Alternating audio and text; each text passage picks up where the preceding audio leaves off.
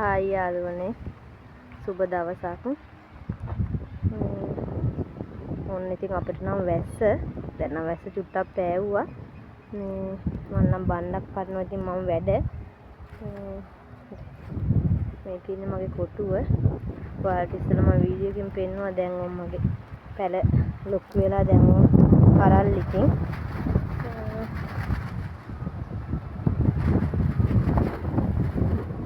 පල්ලෙහා නම් මේ හරි අර වලට පේන දේ හරි යට වෙලා තියෙන්නේ වතුර වැස්සට යට වෙලා.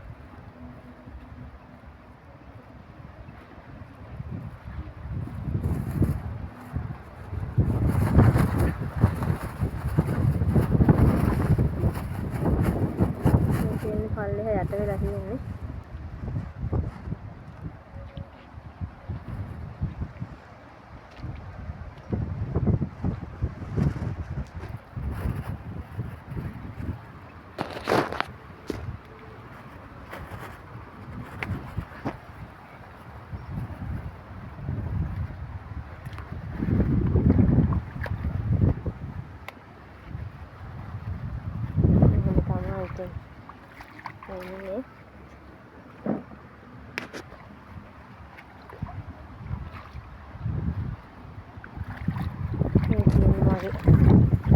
වලදාව වල තියෙන්නේ තාම නෑ ඉතින් ගොඩක් තාම ටිකයි තාම චූටි පැල.